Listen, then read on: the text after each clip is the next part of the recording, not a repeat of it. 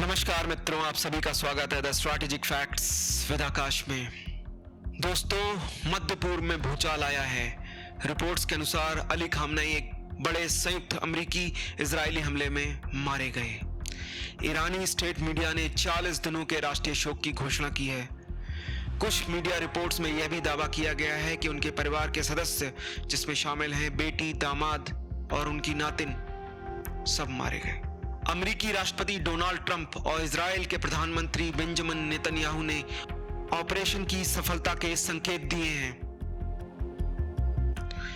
Israeli media जैसे कि channel 12 ने दावा किया है, शव की तस्वीरें शीर्ष नेतृत्व को दिखाकर पहचान की पुष्टि की गई है।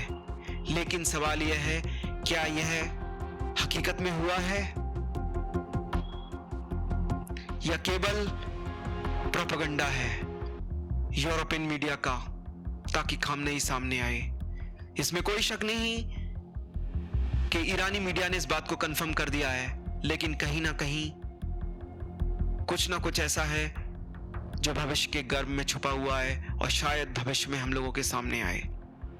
आप सभी जानते हैं कि जब इतना भयानक युद्ध का माहौल था, 8 फरवरी को होने वाली एयरफोर्स की परेड में भी खामनेई शामिल नहीं हुए अपने सुरक्षा कारणों से। और खामनेई को इस चीज का भी पता है कि अमेरिका और इजराइल किस तरीके से अटैक कर सकते हैं। उन्होंने इतना हल्का सुरक्षा प्रबंध अपने लिए किया होगा, ये थोड़ा सोचने वाली बात है।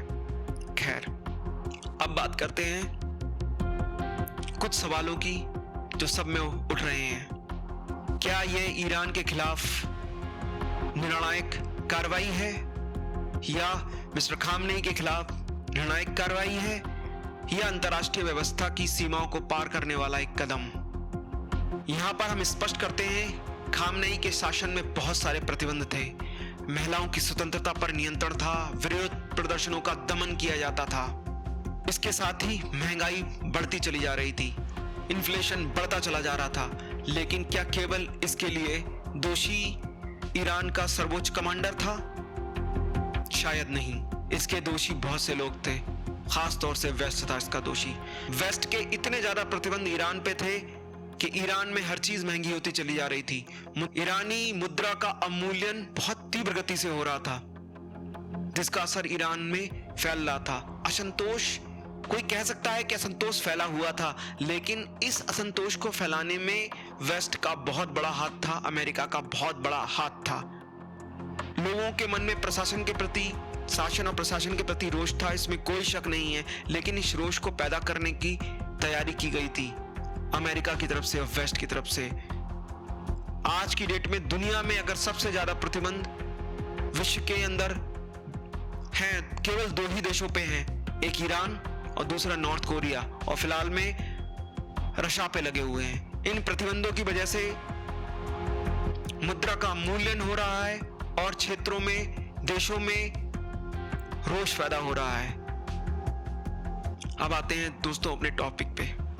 रिपोर्ट्स बताती हैं संयुक्त एयर स्ट्राइक सटीक इंटेलिजेंस के आधार पर थी। तेहरान के पास स्थित कंपाउंड में और सैन्य ठिकानों को निशाना बनाया गया। वरिष्ठ सुरक्षा अधिकारियों की भी मौत हुई है। यह कार्रवाई 2003 के इराक आक्रमण के बाद पहली बार किसी विदेशी सरकार के शीर्ष नेतृत्व पर इतने बड़े पैमाने की अमेरिकी सैन्य कार्रवाई मानी जा रही है। घटना के बाद कई देशों, Iraq, Iran, Kuwait, Syria, UAE, Israel में अस्थायी रूप से एयर स्पेस को बंद कर दिया गया है। अब बात करते हैं मित्रों ईरान की प्रतिक्रिया और क्षेत्र पर पड़ने वाले असर पर। इस्लामिक रिवॉल्यूशनरी गार्ड कॉर्प्स ने इतिहास का सबसे उग्र ऑपरेशन शुरू कर दिया है। उन्होंने चेतावनी दी है। उन्हें गल्फ कंट्रीज में स्थित जो अमेरिकी सैन्य ठिकाने हैं उस पर भीषण हमले करना शुरू कर दिए हैं। आप मेरा पिछला वीडियो देखेंगे, उसमें मैंने उसकी डिटेल्ड इंफॉर्मेशन दी है। मैं उस वीडियो को आई लिंक में ऐड कर दूंगा, जिसमें खास तौर से शामिल है तेल अवीव। वहां पर सायरनों की आवाज सुनी जा सकती है। खाड़ी क्षेत्रों में ड्रोन मिसाइल की गतिविधियां बढ़ी हैं। इसके साथ ही तेल बाजार में उछाल के संकेत भी आए हैं मित्रों। ये मामला व्यापक टकराव में बदल रहा है। युद्ध के बीच सत्ता परिवर्तन ईरान की राजनीतिक संरचना के लिए एक सबसे बड़ी परीक्षा का कारण बन सकता है। संभावित उत्तराधिकार पर चर्चाएं तेज हो चुकी हैं, लेकिन इस चीज को ध्यान रखना है कि हकीकत में खामनेई की क्या मौत हुई है या केवल ये अफवाह है। मित्रों, यहाँ पे मैं एक बात कहना चाहता हूँ, क्या एक नई मिसाल तो तैयार नहीं करी जा रही है आज के टाइम में पूरे विश्व के लिए। ये पहली बार नहीं है जब किसी शीर्ष ईरानी कमांडर को निशाना बनाया गया। 2020 में बगदाद में जनरल कासिम सुलेमानी को ड्रोन स्ट्राइक में मारा गया था। अब अगर सुप्रीम लीडर भी टारगेट हुए हैं तो एक नई और अधिक गंभीर मिसाल खड़ी हो रही है। यहां पर सवाल उठता है कि क्या अंतर्राष्ट्रीय कानून कमजोर पड़ रहा है? क्या संयुक्त राष्ट्र जैसे संगठन प्रभावहीन हो रहे हैं? मित्रों, क्या ये एक नया पैटर्न बनना है जहां असहमति का जवाब लक्षित कार्रवाई से दिया जाता है? आज निशाना बना है ईरान, कल कोई और देश हो सकता है, शायद चीन, शायद रूस या कोई भी और देश जो अमेरिकी इच्छाओं के अनुरूप न चले, उस पर इस तरीके की कार्रवाई संभावित है। मित्रों, यह डर केवल मध्य पूर्व तक सीमित नहीं है, यह वैश्विक मनोविज्ञान को प्रभावित कर सकता है। दोस्तों, अब बात करते हैं नैतिकता बनाम रणनीति की। इसमें कोई शक नहीं है कि अयातुल्लाह खामनेई का शासन हमेशा विवादों में घिरा रहा, यह तथ्य है। लेकिन क्या रेजिम चेंज की खुली घोषणा और अचानक सैन्य कार्रवाई भविष्य के लिए सुरक्षित रास्ता है? यदि बातचीत चल रही है तो अचानक हमला क्यों? इसमें कोई शक नहीं है कि चारों तरफ युद्ध की तैयारी की जा रही थी, मगर बातचीत की मेज भी खुली हुई थी, अभी बंद नहीं हुए थे रास्ते। क्या यह संदेश है कि अंतिम निर्णय शक्ति संतुलन से होगा, संवाद से नहीं? जिसके हाथ में लाठी होगी भैंस उसी की होगी। दूसरी ओर अमेरिका और इजराइल का तर्क है राष्ट्रीय सुरक्षा, परमाणु कार्यक्रम की चिंता, क्षेत्रीय स्थिरता पर सवाल बना रहता अगर ईरान पर कार्रवाई नहीं की जाती, अयातुल्लाह खामनेई को एलिमिनेट नहीं किया जाता।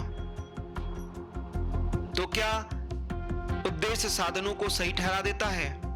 मित्रों, अब मेरे कुछ आप लोगों से सवाल हैं। क्या यह कार्रवाई न्याय थी या राजनीतिक हत्या है? अगर हुई है तो मेरा प्रश्न अभी भी खड़ा हुआ है कि यह हत्या हुई है तो क्या विश्व अब अधिक सुरक्षित हुआ है या अधिक अस्थिर? यह मेरा दूसरा प्रश्न है मित्रों। क्या किसी भी असहमत देश के नेता के लिए चेतावनी है? यह एक और प्रश्न है। जो नहीं मानेगा उसके साथ में ऐसा ही कुछ कर दिया जाएगा, यहां नहीं तो कहीं और। वो अपने देश में भी सुरक्षित नहीं है और किसी और देश में भी नहीं। एक और प्रश्न, क्या अंतर्राष्ट्रीय कानून सभी पर समान रूप से लागू है या जिसकी लाठी उसकी बहस? क्या शक्ति संतुलन का यह मॉडल भविष्य में बड़े युद्ध का कारण बन सकता है, विश्व युद्ध का कारण बन सकता है? दोस्तों, यह केवल एक व्यक्ति की मौत की कहानी नहीं है, यह विश्व व्यवस्था की दिशा का सवाल है। अगर आपको यह विश्लेषण तथ्यपूर्ण और संतुलित लगा हो तो चैनल को लाइक करें, सब्सक्राइब करें।